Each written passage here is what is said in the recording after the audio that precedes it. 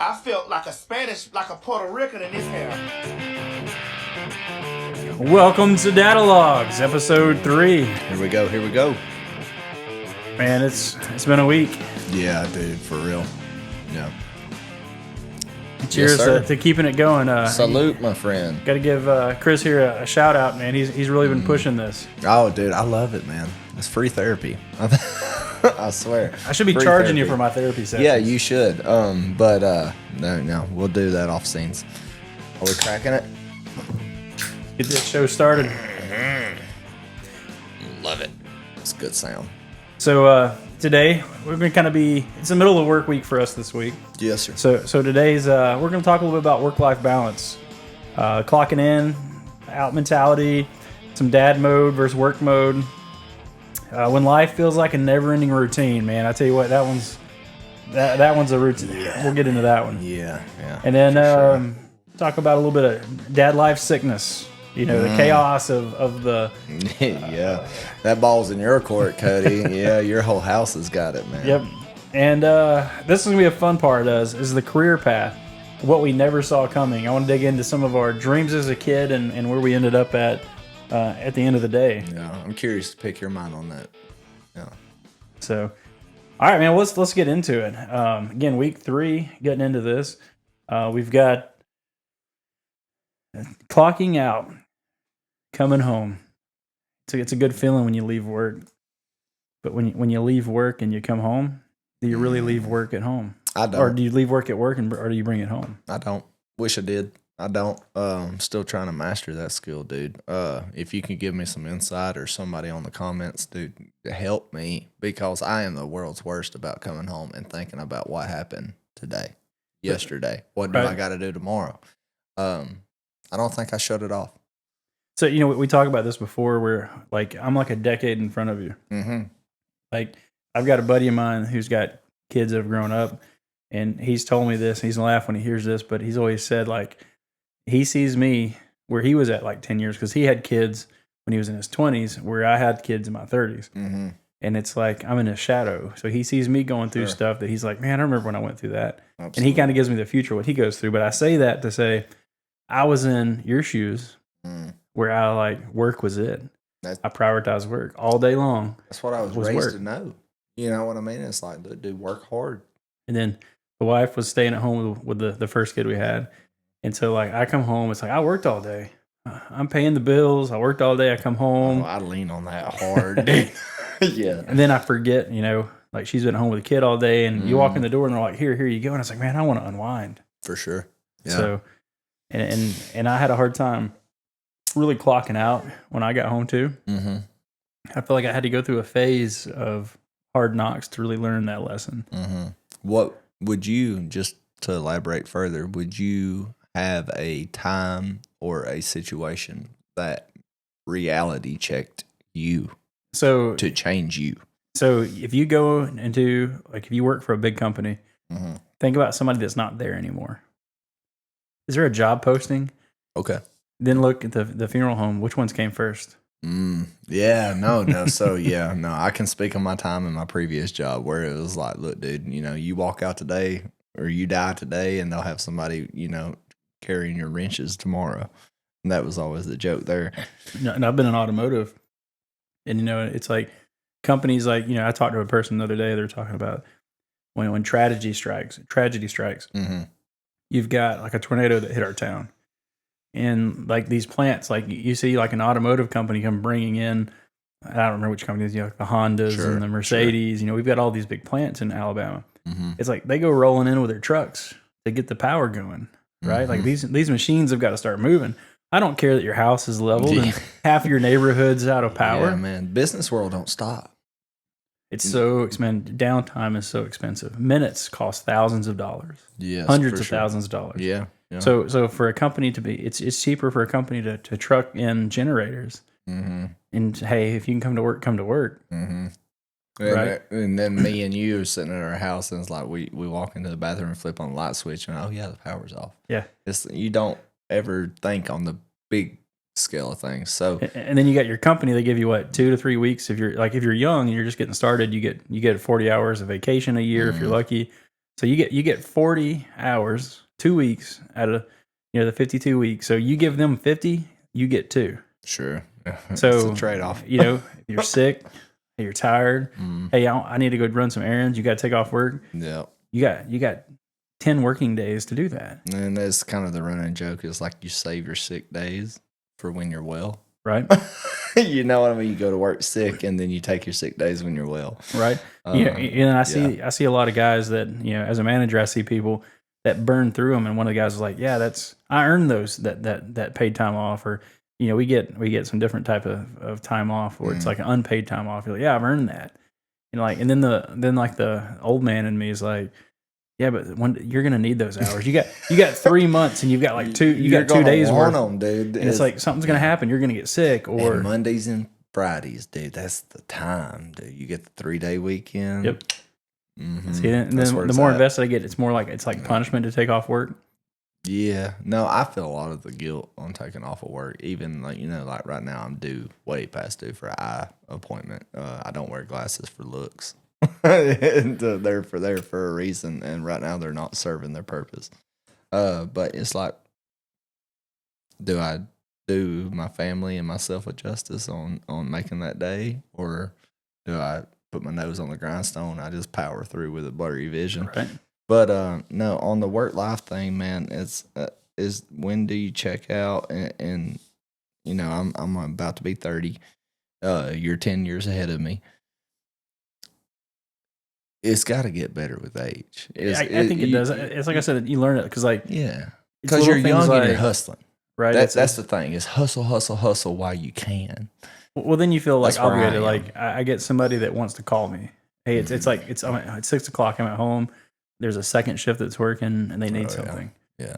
And it's like you feel guilty not answering them or supporting because them. What if they're stuck with a flat tire and they just need a friend? That's my thought on it. Is like, what if, man? What if they just need a buddy? What if?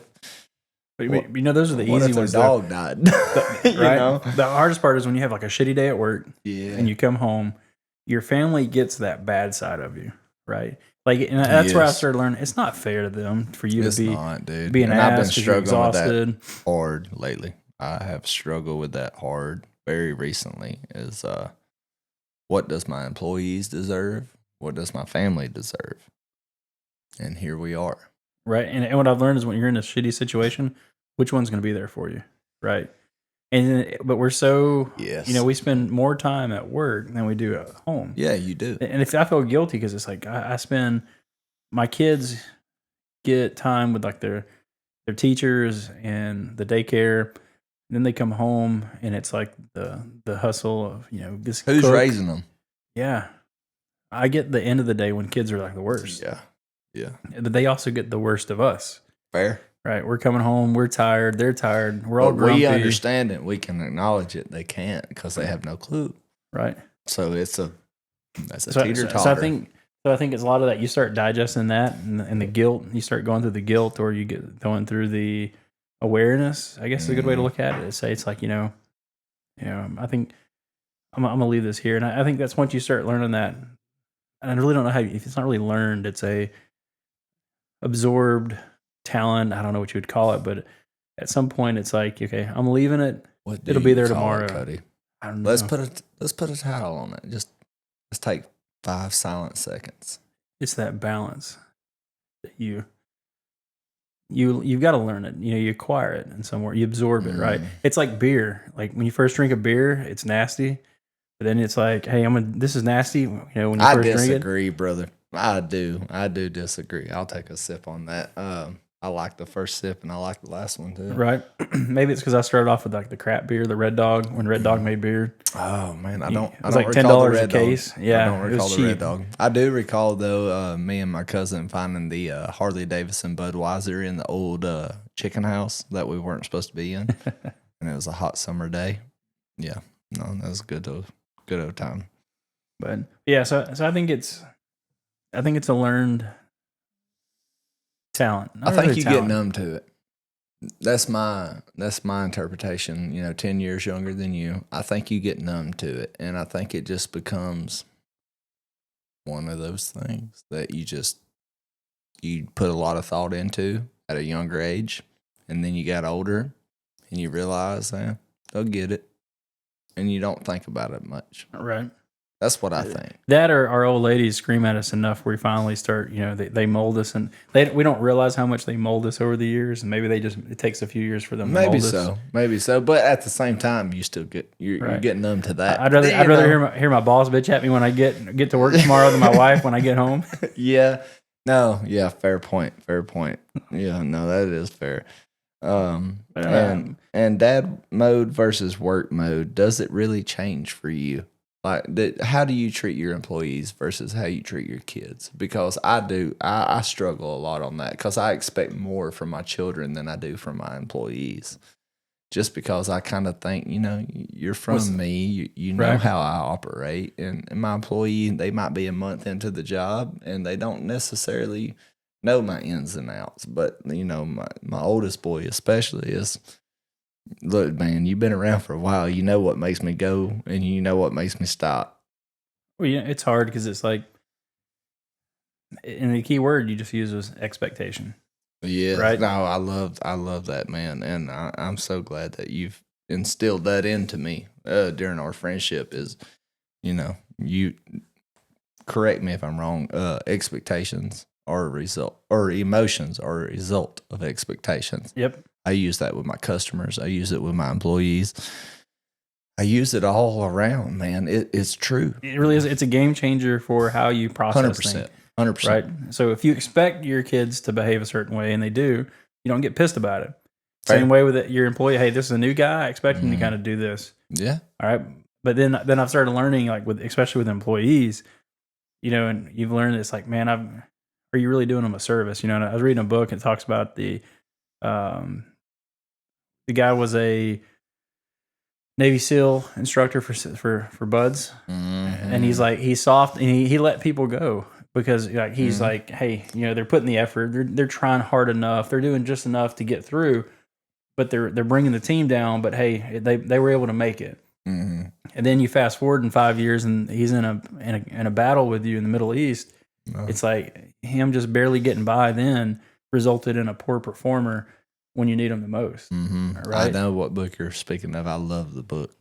So when you look at that aspect, it's like, man, I'm doing my team a dysfunction because I'm not holding that high expectation right off the get-go. Yeah.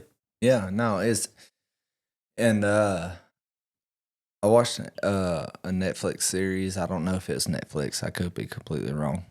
Watched a series, and I ain't gonna name the series because I don't know all the rules on the copyright stuff, but it's an Australian series, and a scene in the series, cover your ears if you have kids listening, which you shouldn't, but the woman's complaining about always faking an orgasm. And then he makes the point of, well, why wouldn't you just tell the guy? And she's like, well, I don't want to hurt his feelings. He's like, yeah, but here you are. A year or two goes by and you're faking all these orgasms and stuff, and he thinks he's doing right. He's going to work bragging about how good he is. Yeah, you're never truthful with him, and then you leave him, and there's 5 more women in the 10-year span they're all honest faking with him. orgasms. Well, no, all of them's faking it, and because everybody's worried about hurting his feelings, and nobody's honest with him. You know what I mean? And he's never fixing the thing he's doing wrong, and then all these women's got to deal with the same thing the first woman did. Just you gotta set that expectation. Is what am I doing wrong? You got to be honest, and honesty is the best policy. So here we are. Right. So I feel like I'm kind of flipped. I feel like I'm a dad at work. I'd say almost. I'm like a big soft teddy bear. Right. I'm not mean. I try not to be a bully. I'm pretty direct. And I'm direct with my kids too. But I do so when I get home. I don't know if it's like a Marine mentality or something that I use. Maybe. But it's very. This way I want this, and this is the way I want this, and this is the way I want this. Mm-hmm. And that's not bad, dude. Let me congratulate you on that. That's not a bad way to be. My opinion. The wrong way to be is saying it's okay when it ain't. And you should set that expectation of, when you do take the trash out, put a bag back in the can, and all of these things. You set that standard right from the rip, because if you don't, you're going to come off as a dick. It's like when you get corrected 3 months into it, and then it's like, oh, well, so and so hasn't been doing their deal. Well, now I'm a dickhead because I'm making you do your deal. Well, if I would have done that from the rip, expectation is reality, and that's what I expected. Right. There was no in between. There's no gray area. It's black and white all the way through, and here we are doing it. And I'm sitting here thinking about like Lucas one day, and like, Lucas, I want you to take the trash out. He's like, why don't you ever take the trash out? Because I bought the bag. I bought the shit that filled the trash can. and So the I'm in least like you could do. Yeah. So, but I'm with that. there's consequences to, I say consequence, but like there is a challenge when you start like, you forget to expect them to have failures, as a dad, because it's like, Yes. like if an employee was taking the garbage out and they broke something, you'd be like, what the hell, dude? So I'm different. So then it's like your kid does it, and he breaks a mirror off your car, and you get frustrated, right? So that's a true story. My boy really did do that. But he's not. He didn't do it intentionally. No, there was he did not. There was no foul intent. And no, he did not. The coordination of a small kid. No. You still got pissed. It's still frustrating. Yeah, it's still because the consequence of what? Okay, I did this, and now you've got to pay for it. That takes you don't equate that time and money in a 9-year-old brain like you do in a 20-year-old plus brain. For sure. And I'll say this too is where we're different on that is I hold my son to a higher standard. By the way, audience, if you have one, is he is speaking on my boy.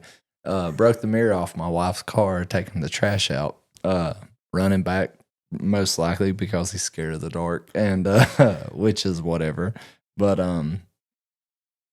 broke the mirror off my wife's car. And I think that he should understand our situation at home more so than an employee should understand our situation at work. Whereas my boy understands, there may be nights where we eat pork instead of steak. And as a company, a lot of employee mentality seems to be potentially across all companies. Money is monopoly money. It's expendable. Oh, hell, you can afford it. Right. You know what I mean? Yeah, I broke the mirror on a car. You can afford it. Where we differ is I want my son to understand the struggle. Is like, hey, Bubba, you living in the same struggle as the rest of us. It's not expendable. You should see that. But it goes back to the same thing you said. A 9-year-old's not going to understand that. 10-year-old, whatever. Until you're in that situation, you're not going to understand that. Yep. Value of that dollar. Yeah, because when I first started working, so when I worked under the table until I was 16. 16, I got my first taxable job at a fast food restaurant, and I started on the end of the highway, 157. First place you can go is McDonald's, right off the interstate. Yep. I went in there, interviewed, right off the bat, got a job. So I was like, heck yeah, I'm 1 for 1. McMuffin's going down. And you're making like $5 an hour, and that's the starting wage. And then you're like, for your time. Yeah. $7.25 over here. Right. Yes. So then I'm looking here, it's like, how much is, I started equating it real quick to, well, if I want to get a Big Mac meal and I get it supersized, well, gosh, that's $4.99. That's an hour. I got to work an hour to pay for this. Yeah. That's funny you say that, because when I was at Dairy Queen, I was like, I eat 1 time a day. Give me all of it. Yeah. I get a discount and I'm hungry. Let's go. And I think that's when I started that transition of what's the value of a dollar? When, what does it mean to spend something? So if I'm going to spend $50 on something, that's a whole day's worth of work. Yeah. And it's like, well, then Uncle Sam takes his cut. So really it's 2 days worth of work. Yeah. So if I want to buy those cool new shoes. Speaking of, here's the tax season. Yes, sir. Yes, sir. Living on that. So yeah, I think that's where I started learning the value of a dollar. So yeah, it's a patience game on the kids aspect of the value of a dollar. Is they're not going to understand what we understand until you bust your ass for a week or 2 weeks. and then you see what you do get, Right. Yeah. And that kind of gets me into that routine topic, and it's like, I think that I imagine all of us kind of struggle with this, but like, dude, like it's so easy to find yourself in a routine. Like talking to therapists and things like that. That's most of us fall into this category where you go to work, you come home, or pick up the kids, whatever, come home, you cook, you shower them, time to go to bed, and you wake up and repeat. Yes, especially on those 12, 14-hour days where it's like, I woke up here, I'm going to bed here. Why in the hell do I pay a mortgage? All I do is sleep here. I mean? It's I think that's one of the hardest things that creates boredom in relationships. Fair. I think it's one of the things that, like, you don't think about that when you're a kid. You're like, what's a relationship? It's all you get to go out to the movies, you make out, you go on dates. Yeah. Oh, then you have kids and a family and everything's glorious. Mm-hmm. No, it's a sick cycle of work, kids, home, bath, wash, repeat. Yeah. Dishes, this, that, and the other. And it's like, if you can't find a balance there, it can be tough. Fair. And just speaking on this, I think me and my wife are in that, finding our balance. She is a stay-at-home mama. Thank God. Praise him for that, being the ability to do so. But it don't come with its struggles. It's when I come home from tired and I'm wore out and blah, blah, blah. She wore out too. And going back to that is, you got to realize that. I do a poor job of that, admittedly. But I'm about to make your eyes go on this comment. Yeah, please hit. So here was my epiphany. So when you're at work, what's your breaks like? Oh, we don't do breaks, bro. You don't ever walk outside, smoke a cigarette. Well, go into a gas station, get you a drink, go take you a poop. Okay, if you're calling that a break, yes, sir. You know what I mean? Like you're for sure. You can step away with no just worries. A minute, yeah. And then you can't step away on them youngins. That's where that's true. I really had to put some thought into appreciating the constant attachment. While I was at work, I was detached. Mm-hmm.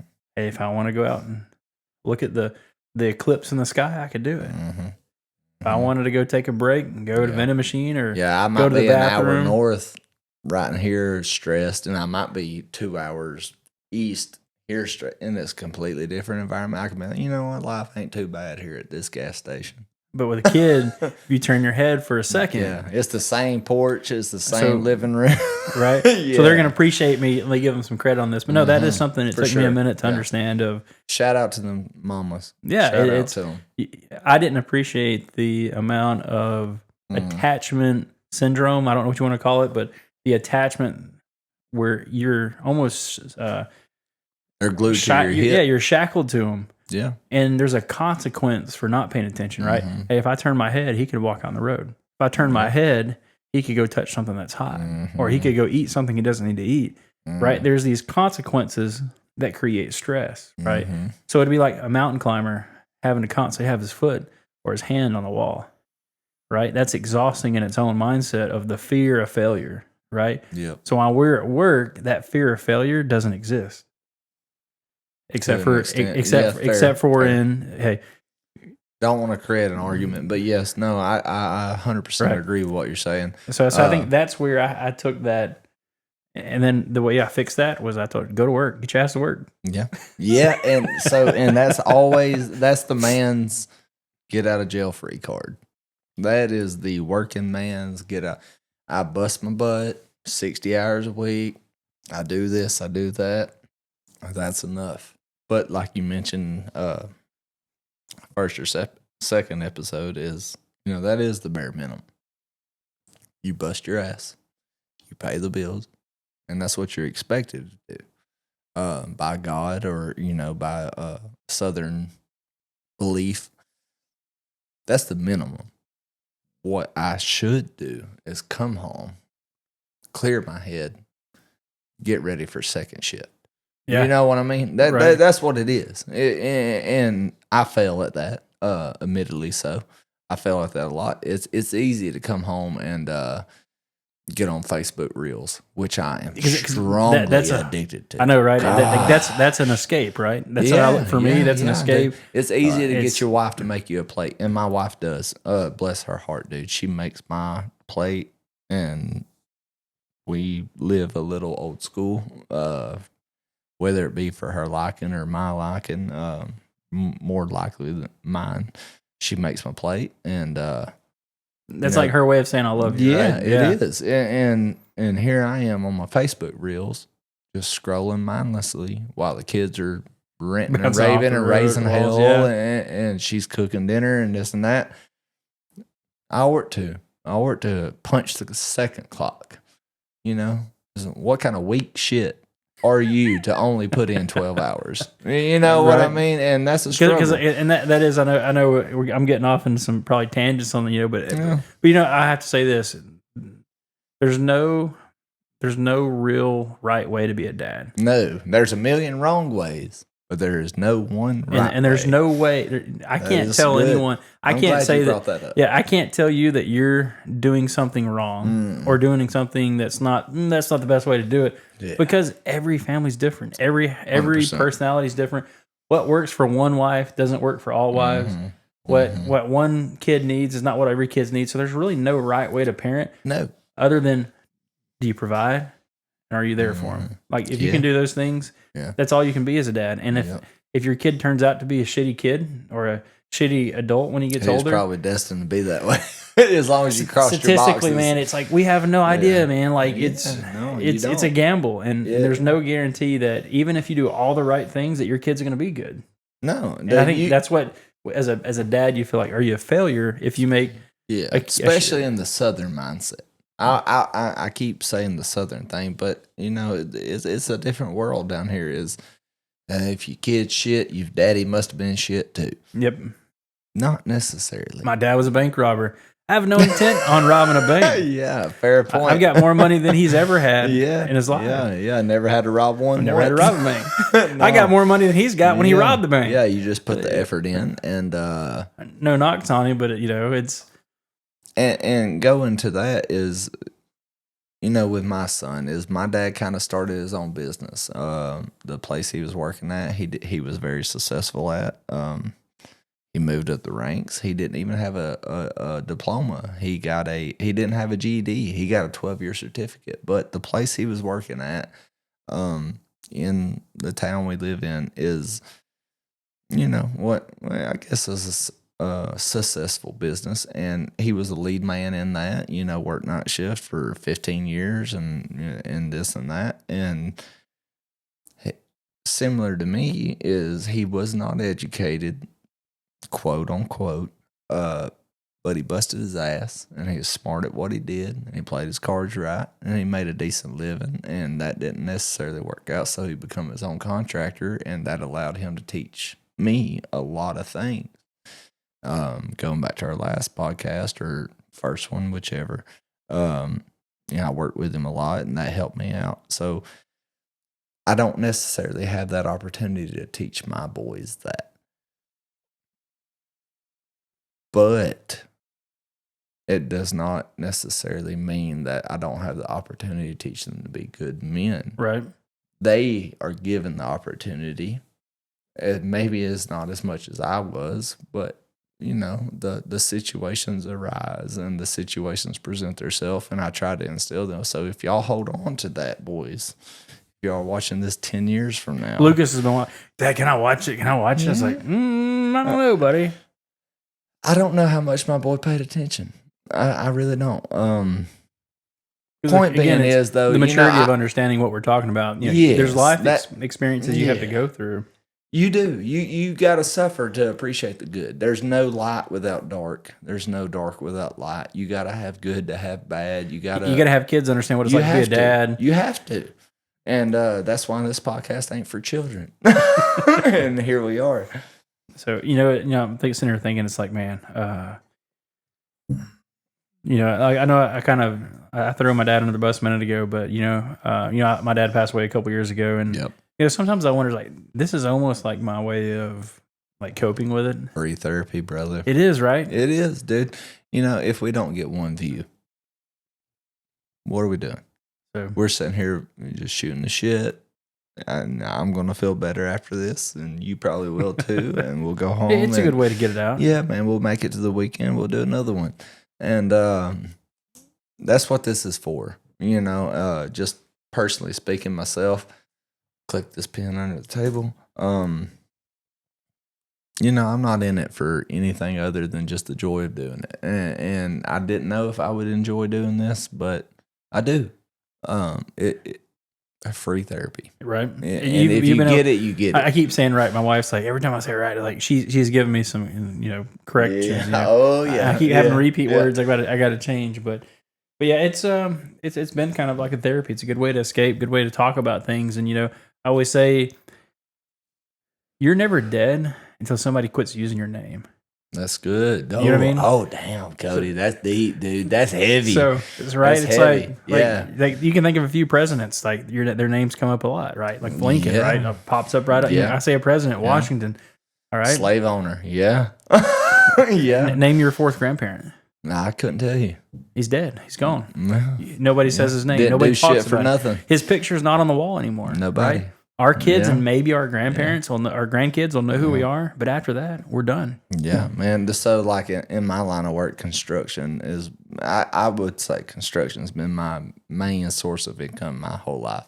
I see these memes pop up as like, on the inside of somebody's vanity, they wrote on the inside of the drywall behind the studs is like, so-and-so was here, 1998.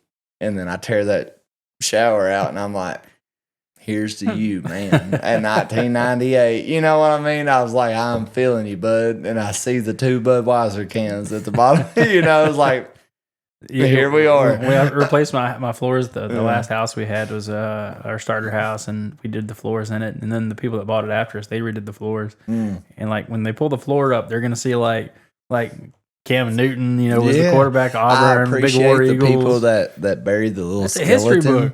No. Like have you seen the skeleton, the little toy? Like the Halloween skeleton? Yes, okay. Yeah, the little toy skeleton, the Halloween decoration, and they bury it under the porch of the add-on that they did or whatever. I appreciate that. Thank you. That gives people like me a little ha-ha in the middle of their day, and I like it. I do like it. That's the blue-collar generation going 1, 2, 3. You ever tore down an old like 1800s, late 1800s house? Probably. When I not anything that stands out. When I was in high school, I did some summer jobs and did some construction with a girlfriend's dad, and I was tearing down this one house, and it was I think late 18s or early 1900s house in Coleman. Awesome little place, man. Like there were so many like when you're clearing the walls out, like when they're using the yard, it looks like yard strip or yardsticks on the wall, and they put plaster over it. It's like plumbing wasn't invented whenever the house was built, and you can see where things were added on. Lead.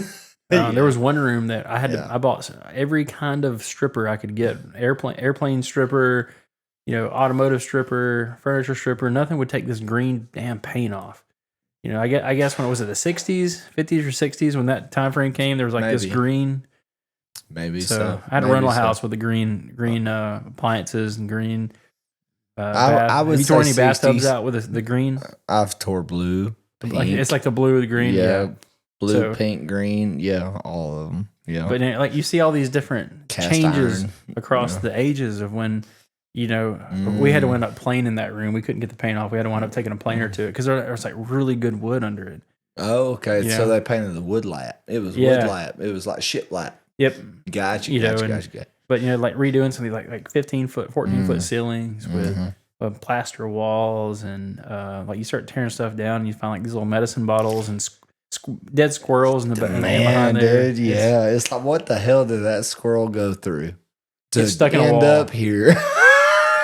Yeah, for sure. But no, there's like so much that's buried behind. Like then it's like there's a curse, and it's like I don't know. There's a lot of, and you see all these scary movies and. Yeah, man. And on the blue collar side of things, you end up with some appreciation, especially when if you grew up poor and your daddy worked his ass off, man. and maybe he did the same thing that you're doing to a similar sense. Is, you know what? You find those 5-6 Budweiser cans and behind that shower or behind that wall, and you're thinking, you know what, man? That guy ran an extension cord to every tool he needed. And now here I am plugging up a battery. You know what I mean? Like, how privileged am I? You know, that is my mindset on that. Is, you know, everybody's worried about what happens tomorrow, but like, be thankful you didn't live yesterday because shit was hard. You know what I mean? It's like, what is the generations like? You fast forward like 40 years, like when our kids are sitting here doing what we're doing, but they're not going to be doing what we're doing. That's the scary part to me. Is me personally, you to some extent, possibly, correct me if I'm wrong, is all the people before me who taught me had to run that extension cord. They had. There wasn't an option. It wasn't. No, dude, you didn't have battery packs. You know what I mean? And then I have all these old timers that's teaching me is like, son, be thankful that you got that extension, you know, or that battery pack, and because we had 10 cords running off the same power strip. Right. Be thankful. You know what I mean? It's like, you know how long it took us to get started to work?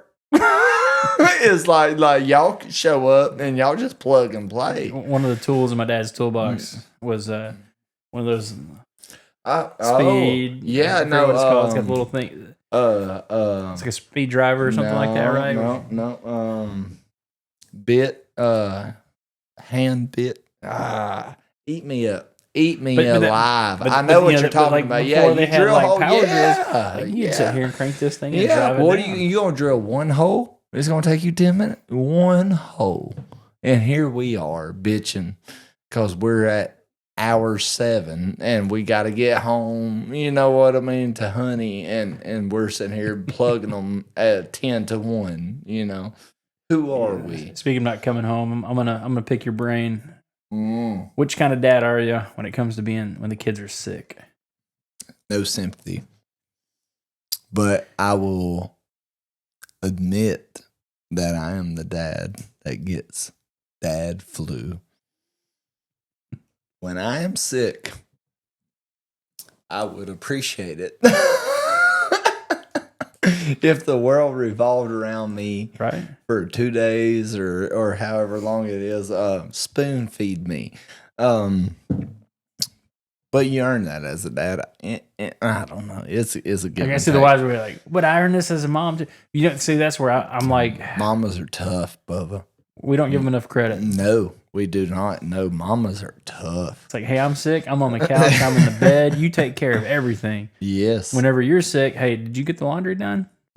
Hey, what you cooking for supper? I could care less of what gets done. Everybody, daddy's dead. And y'all figure it out. You clocking out. That's it, man. I am the world's worst on the man flu thing. I want all the sympathy, pat me on the back, you know, smack me on the ass, tell me it'll all be better, please, you know, pray for me and this and that. But no, when the kids get sick, I you know, it's like, hell, you'll be all right. Runny nose, old 99 temp. Yeah, you're fine, blah, blah, blah. No, it's a facade. So like this week, funny enough, it's like my wife, 100%. My daughter got sick, and then my wife got sick. Yeah. So, you know, and this is, again, where I've learned to prioritize, like, hey, tell my boss, like, I'm going to be at home. They need me. Yes. Yeah, and it's I'm going to let her sleep while I take care of the baby. How did just not to get too deep, how did your boss handle that? Good. I think that, you know, when you have a family man that runs your business, yes, they understand what life throws at you. Man. 100%. You know, you kind of know what you're working with when you get somebody that prioritizes. If I'm going to prioritize business over family, you're going to know when that boss is a businessman over a family man. 100%. But when you have a family man running a business, he's like, hey, Hey, she needs you. Why don't you go home? Yeah. Hey, you know what? This will be here tomorrow. Yeah. Why don't you go home? Yeah. So I think I got this off Yellowstone. Maybe I'm wrong. Something about great thing about problems. They'll be there tomorrow. Yep. Yeah, man. You can put them off for a day. And I struggle with that, dude. I am a very something came up. Nip it in the bud. Let's go. Go, go, go, go, go. Hey, what do you got? What do I got? Let's go. Solution done. That's what I want. Real world does not work that way. Kids, work, what have you. It requires patience, and you can't nip everything in the bud right then. So I don't know if you've experienced it like I have, but tell you what sucks is when you can't take the pain or the suffering away. Like when your kids are throwing up or you're sick, it's like, dude, I'd love to trade places. Like, you know what I mean? Like, you ever struggle with, like, you see them feeling down or... My oldest boy broke his arm. Fell off the storm shelter. My mom was up there sunbathing. Long story short, he's shooting a water gun. She warns him a couple of times, hey, don't be up here on the storm shelter. Broke his arm. He fell off the storm shelter. He didn't listen. And, and that time comes, I'm up on 3 books at Baker Scaffold, and I'm hanging metal on a house that we were building, a little side hustle, which we may get to. But, I get home, and boy's sitting there, and he's whining and crying, and I'm not thinking anything of it, but he's like, I can't turn it this way. And I'm like, huh? Well. And I watch him, and he turns it, and he's like, and I'm like, all right, well. Maybe. You're like, be tough, man. Quit being a wuss. That's my first. That's my first step. But when I see the way, everything's working and everything's going, I'm like, Mama might be right, because the phone call I get is, hey, Jaden just broke his fucking arm. I gotta go. Love you. Bye. Click. And I'm like, hey, boys, I gotta go. So you get to that, and then you get home and you realize the extent of everything, and then you're like, you know what? Maybe this is a serious situation, and maybe we need to deal with it. So it's like, hey, bud, get your stuff together. Let's go. Calm down. And I think I got off topic, but story progresses, and we end up at the ER and X-rays and everything, and he breaks his arm, and then there we are, and got way off topic there, but anywho, pick it up, Cody.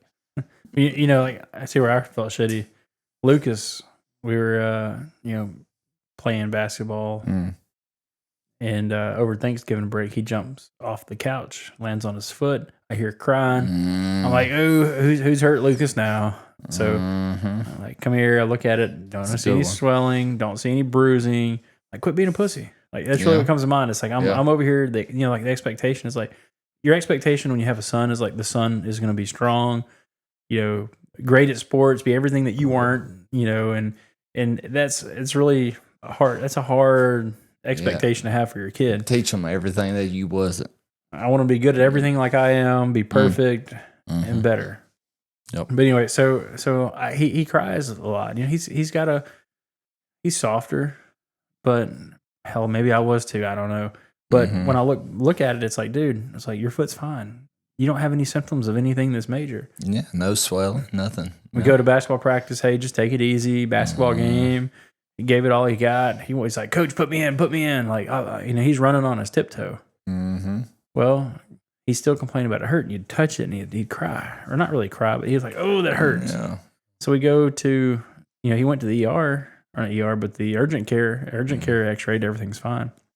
Well, I've learned that you go to experts for a reason, because we took him to an orthopedic person. Yeah. Let's talk about the United States medical system. Yeah, it's like, doubt. He legit broke his heel bone. And I'm like, I felt like shit. Yeah. It's like, dude broke his foot. He practiced on it. played a basketball game. Tough it out, just a little sore. And I'm like, quit being a whiny ass. Yeah. I felt like this big, man. I felt tiny. I bet. Because I'm over here criticizing him for overreacting to what I thought didn't hurt, and it's all in your head. And he legit had an actual break. Yep. So that was, and I'll add felt to that terrible. is, and you even witnessed this, is one of my failures as a dad is like, is my big thing is like, are you injured or are you hurt? Last football season, Jaden, my boy, gets smoked. I'm talking about smoked in practice. And he's laying there, Was that when we were coaching together? Yes. I remember this. Yeah. Year before last, I think. Anyway, he gets smoked.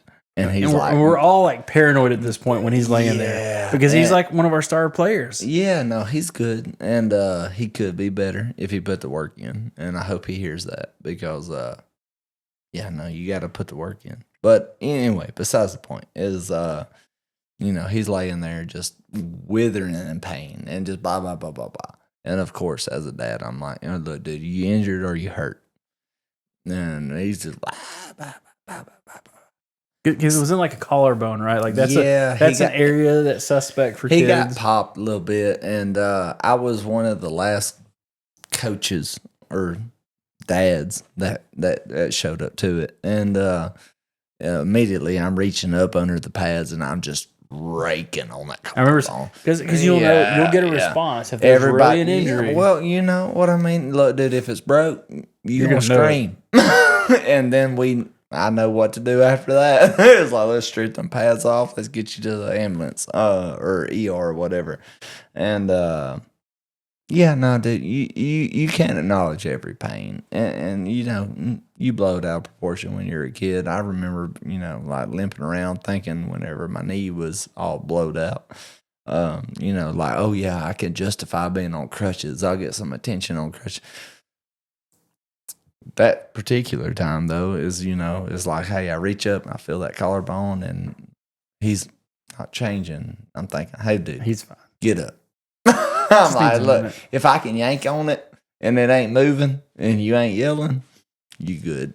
Right? You're good. You're good. So I want to say, I feel like we've been fortunate with our kids. Like, we've not really had to experience much more than like some minor injuries. Yeah. No. Like I've got had friends. one cast. That's all I've had to deal with. I've got some friends that have had some situations where their kids go to the hospital for months, and nephews who, they get cancer. Yeah, I tell you what, dude, I'm fortunate. My family's blessed. We're lucky. Yes, thank God. My nephew, he just got to ring the bell, and it's a cool experience to see, man. And hell yeah to him. And it's like those guys. You don't realize how much a kid goes through. It's one thing as an adult to go through that, but when a kid goes through it, it's heartbreaking, dude. It's heartbreaking, and it's a reality check, man. It's like, here I am. I'm bitching about the week that I had at work. You know what I mean? But my pancreas is doing what it's supposed to do. Right. You know what I mean? My liver. And there's dads out there who are having to go through what we're going through. Yeah. But then they're having to go to like a children's hospital out of state because their kids, they may lose their arm tomorrow. Like I got a friend of mine. He was my neighbor growing up. And dude, it breaks my heart because like I think about, I can only think. I can't ever experience it without experiencing it. So I have to assume what he would feel like, and it just breaks my heart to think like, imagine like your kid being an athlete, and he may lose his arm. Like he plays ball, and it's like he could lose his arm. Yeah, like dude, that's heartbreaking. Yeah, or what?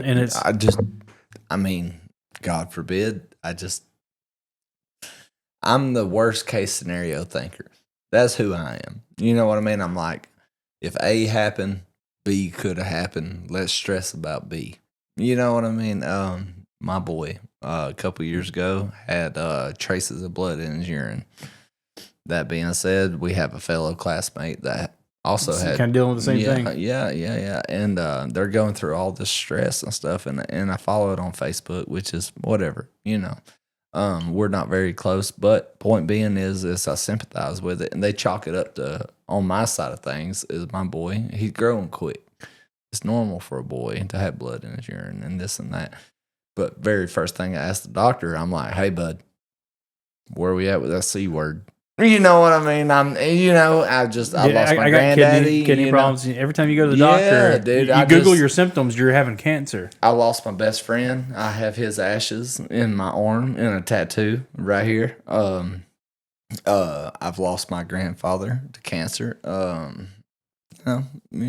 Everybody knows somebody that's had cancer and this and that. And then you think about, hey, your son has blood in his urine. And I'm immediately, you just go to that right off the bat. I'm like, hey, bud, I'm talking to the doctor. I'm like, what's this C word? And, worried sick about it. Turns out it grows real quick. Now I'm going to throw something on you with this. Yeah. Wear it out. Would you treat your kid differently tomorrow if the doctor said, hey, he might have 6 months? Mm-hmm. I would. And the way I would treat it differently without any hesitation.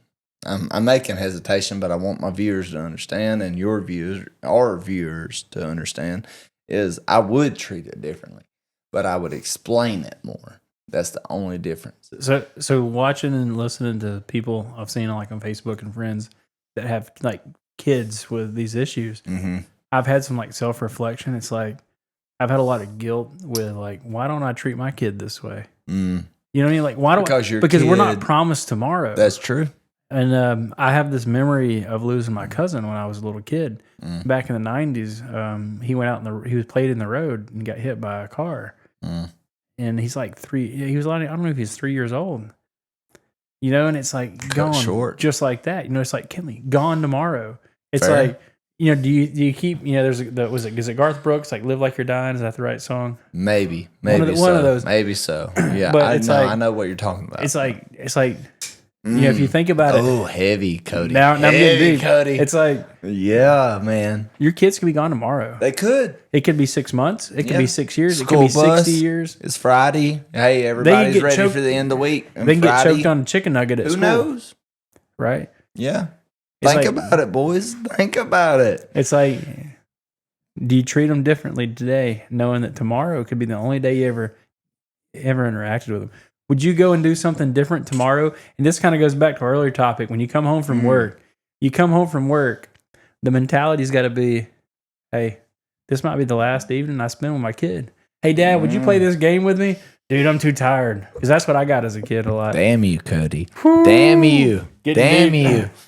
I want to touch on it, man. I want to touch on it. And I'm going to try to be easy. I don't think you do. Because, statistically, your chances of your child dying in the bus on the way to school are lower than your chances of your child living. So do you prep them for the good or do you prep them for the bad? Either way. Or is it not prepping, or do we just need to start living differently to enjoy every minute we have? Because you know what else is what else is deep? Damn you, Cody. I should have worn my boots. Right. Man, I should have worn my boots. You know what else is deep? I read something the other day that kind of made me think about this. I think about this how many years stuff a lot. What age would you call a kid, and what age do they become a young adult? That depends on the kid. Just in general. I can't. What year would you say a kid stops playing with toys? So let me ask you this answer a question with a question. What year were you expected to stop playing with toys? Because mine and your answer are going to be different. Very simple. So I want you to think about they're this. going to be similar. And the reason being is that that is a direct result in the expectation. Here we go. I'm throwing that shit back at you. That's a direct result in the expectation we set for ours. Because I was forced. I'm not going to say forced. That's wrong. I was expected in my mindset, strictly my mindset, to stop playing with toys. I'm going to say around the ages between 10 and 12. Somewhere in there. It's like, hey, dude, it's time to start growing up. Right. And that is a result that I'm not going to necessarily influence my children. Right. On, because I don't want them to lose that childhood. Hey, bud, it's fun to go out there and climb a tree at 14. I remember playing hide and seek in the dark at 16, 17 years old. You know what I mean? So someone drop a bomb on you. Yeah. So you're in wear it Walmart. out. You're in your Walmart with an 8-year-old. Yeah. I want to buy a toy because you know what? In 1 year, he's not going to want a toy anymore. Fuck you, Cody. Fuck you.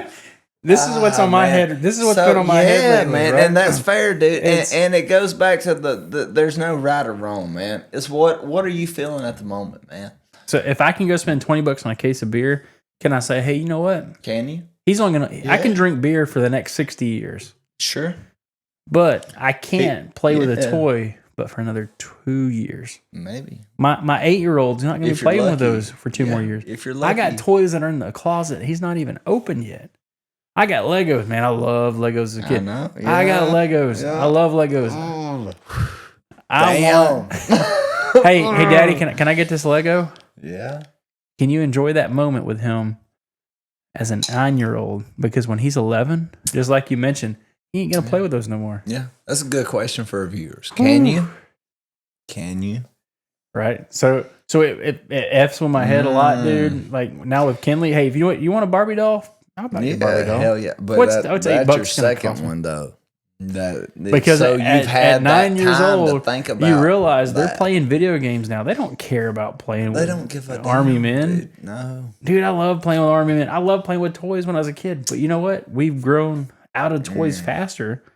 And now, our kids. Even being born in 95, man, the papers are useless at this point. I know. I really wanted to talk about like what I thought I was going to be when I grew up. Yeah, no, dude. I don't know what I was going to be when I grew up. But going back to the point I made is I was raised by my grandparents for the most part. Dollar Tree, I believe. Maybe it was not Dollar General. No shout out to Dollar General. But Dollar Tree, maybe. Is like my granddaddy every payday. I was raised by him. I lived with him and my grandmother. He would take me every payday and I could pick out, 2 or 3 toys. Cost a couple bucks, whatever. And I remember as a child is one day we were sitting at the toy aisle and he's like, and I'm taking forever. And he's like, what about this? And I'm like, oh, I got that. And what about this? Got that, Papa. What about this? I got that one too, Papa. Dude, at one point, after time went on, I had every fucking toy. Dollar Tree. No, man. It's, after a few paydays, it's like, you got all the shit they sell, son. It was like, we went to the grocery store a lot, and it's like, there's only, you can get snap caps. Yeah. The parachute Army I man. reload my gun. That's it, yeah. Yeah. And the ones in the ring is a hell of a lot better than the ones in the roll. So I throw this out here. Yeah. You bring back a memory. That memory cost your grandpa $2? Yeah, $2 a week. Every week. Yeah. Hey, every week. Yeah. $1,000 a year. For a few years. What memory do you got now that you can compare to that $2 memory? My granddaddy loved the fuck out of me, dude. My papa loved. Is he still me. with it? Still with you? No, died of prostate cancer the year I graduated, 2014. That. Nah, don't. See, I've never really had a grandpa. I had a grandpa dude, that he was on a books good one, on man. the paper. Dude, he was such a good one. Gosh, dog, boy, he was good. I recently lost my grandfather back on Christmas. Go to the funeral, and it's like I think I was more upset about the loss of the idea of having a grandfather that was actually being a grandfather to me. Than the actual idea of I had a grandfather. Like I see pictures where, hey, I hear the guy talking about his funeral about how good of a fisherman he was. Like, dude, I love to fish. Yeah, I wish I could have fished with him. Yeah. Hey, this guy when he made a promise to do something, he did it. I do too. Why couldn't he promise me anything? I can do so, and not to bury you any deeper than that, but my memories of my pawpaw.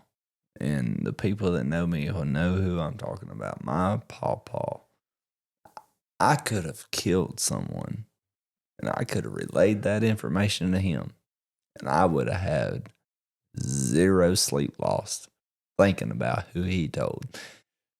He was solid as a rock.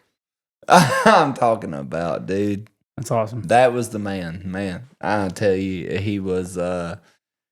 If you didn't want nobody else to know and you wanted it to die, he was the man that it died with. And no, I'm glad you had that experience. Man. Here's to him. Because like my experience with grandparents, and I hate that you didn't. But it's like my mom's. Like, I don't know who my dad's. Like, my dad adopted me as a.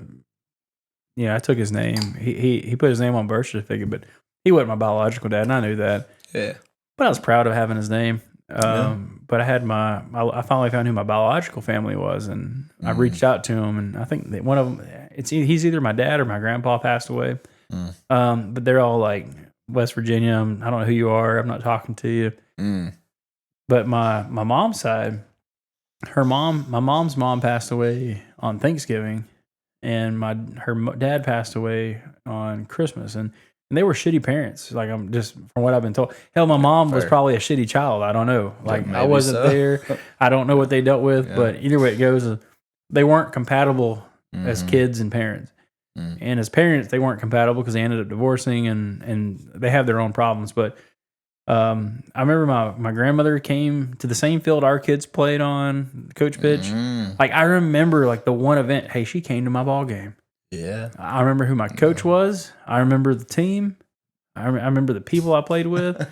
I remember her coming to that game. The only game that I remember was the game she came to. And she came home, and we were so excited to show her home videos. That bitch fell asleep. Fell asleep watching me and my sister on home video. She wore out. Shame on you. Yeah, no. And this is in the 90s, so I mean, I don't know how old the lady was, but home recording on a little video. I'll give my mom credit for that. She did the videos. Yeah, and it's just she was proud of us, and I say sometimes she was the best mom, but she was my mom. She did her best, dude. And she recorded all these moments, and she was proud. Like, I'm trying to put myself in her shoes. Hey, her mom, like, picture this: your mom's not came to see you, and like, you have a house now. You have a family. Like, look how far I've come. My mom used to be worthless in her mind. Like, she was this depressed and upset. Yeah, couldn't hold a job, couldn't hold a man. She was in foster care, and now look at me. I've got a home, a nice home. Yeah, you got a badass studio, bro. No, not me. I'm talking about my mom. Like, my mom was like, in her day in the 90s. It was like, she built this new house. Yeah. Hey, mom, come visit. She comes to visit. Look at my kids. I got kids. Hey, look, he's playing sports. My daughter, she's winning beauty pageants. I was a piece of shit in your mind, but look what I made. Right? Yeah. So, like, she's so proud of this. And then on the couch, snoring away. Yeah. Like, dude, like, and that's what I remember. And I'll add this too, is I feel like as a dad, you try to fill in all the blanks that you think that you didn't have. And you probably see me telling you these stories, and you look at my life, and you're probably like, yeah. Well, it makes me think on mine is, my dad, he made me work. Well, I ain't going to say made me. I had the option. But, and my mom, she was always there, but, she expected certain things, and she did her own thing. But here we are going back to the same thing we just said, is there's 100 wrong ways to do it. And there's none, one way to do it right. Take that home with you. If you're fucking up, if you falling short, if you're doing this, doing that, dude, I'm doing it too. Cody, I can't speak for you, but you're probably falling short in some things too. We all are. You fall short, dude. Nobody. Now it sounds like church service right now. But for real, it is like there's no right way, and there ain't. But there's 100 wrong ways. We've only covered 2/3 of what we were going to talk about tonight. But just summing it up, it's like, don't be afraid to take 5 minutes to spend time with the kid. Right? Yeah, it's like time is short. Yeah. And what are we going to remember? Your legacy. And going back to what I said earlier, you as a dad, you're going to be remembered for what? 1, 2, 3, or 4 things when you get older, right? You know, and it could be, oh, he worked hard, but hey, he played with me. Hey, I played catch. Like I remember my dad playing catch in the yard, but he wanted to play more catch with me, and I took it for granted. Yeah, maybe, who knows, dude? I mean, just you're never going to know what your parents think, and childhood is this much, adulthood is this much. And good fucking luck figuring it out for the future generations. If you're listening to this podcast, good luck, boys and girls. Well, there was a whole other segment about the career path we would have had when growing up. I'm going to push that to another episode. That's fair. But run out of time today. Hey, look, I want to get into some funny moments here. I think I'm going to keep this as a weekly thing. The Would You Rathers. I love it. All right. Would you rather your boss call you every night at dinner to quickly check in on something, or have your kids ask you 47 questions before you take your first bite of food? I'll take the boss. I enjoy talking to my boss. Yeah. I do. Me and him's like-minded, and me and the kids, as much as I would love to tell you different, we are not like-minded. We are on 2 different wavelengths, and my 2-year-old is all over the place. My 9-year-old is... well, he's 9, man. He knows everything. I'm gonna take the other side of it. And I think a lot of like what we've talked about now. I don't know if it's the crown talking or just me in my head, but it has that tendency to do it though. But like my kid doesn't talk to me at dinner anymore. It's like, dude, I would take 47 questions because you know how many years he's gonna be asking you questions at dinner. Just a handful. Yeah, man. Hey, Dad, what in do 10 I do years, when this happens to my car? In 10 what years, do I do when this happens to my water heater? Right? In 10 years, I would love to know how your day was, buddy. In 10 years, I would love to know, hey, when you woke up this morning, how'd you feel? Right? It's heavy, yeah. No, for sure. And it goes back to the what would you do when your dad ain't there kind of deal. But it's like, what do you expect from your children and this and that, and you don't apprecight what you got till it's gone. And I think I'm falling in this like the philosophy of I'm getting older. My kids, ain't gonna be here much longer. I've got to start appreciating their time here because, dude, it's going by so fast. And kudos to you for waiting to have children. I don't know, man. I think I'd rather had them earlier. So here, that's another podcast right there. Right? The pros and cons. So, all right, next one to you. All right. Would you rather sneeze every time someone says, quote, work-life balance, unquote, or have to audibly groan like an old man every time you sit down after a long day?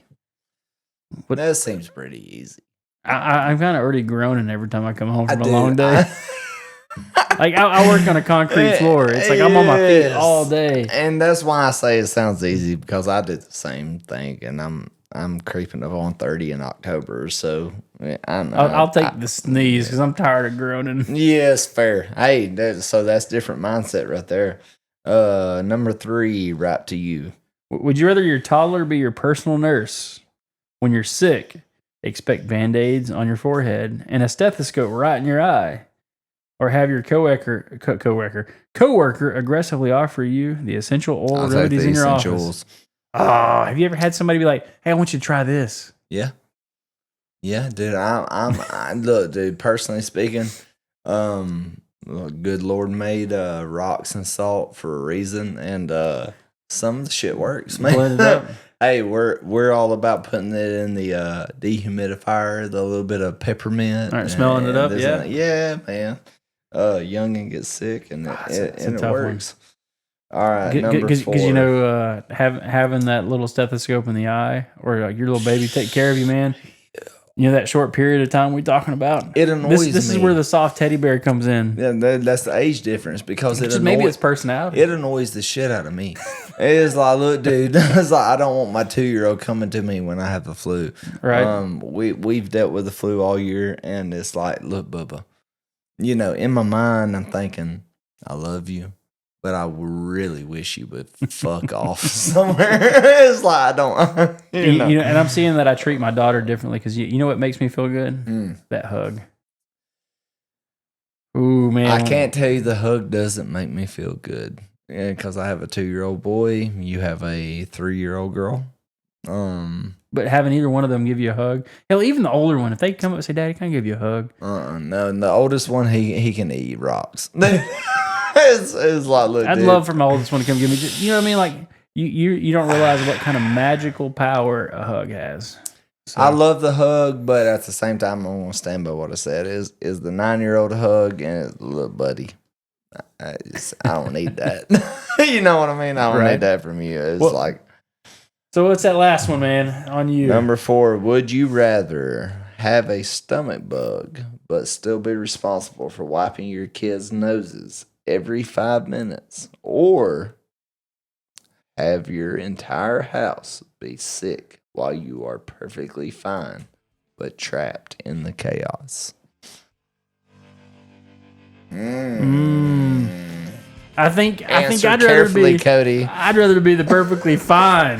Me too. I don't give a fuck. I don't care. Yeah, y'all be sick. Yeah, Peace out. I'm going. 100%. I'm going to the golf course. Here we go. Here we go. Yes, absolutely. No, as much as I'd hate for them to be sick, man, I don't like being sick. No, the sympathy is there, but at the same time, it's like, hey, boys.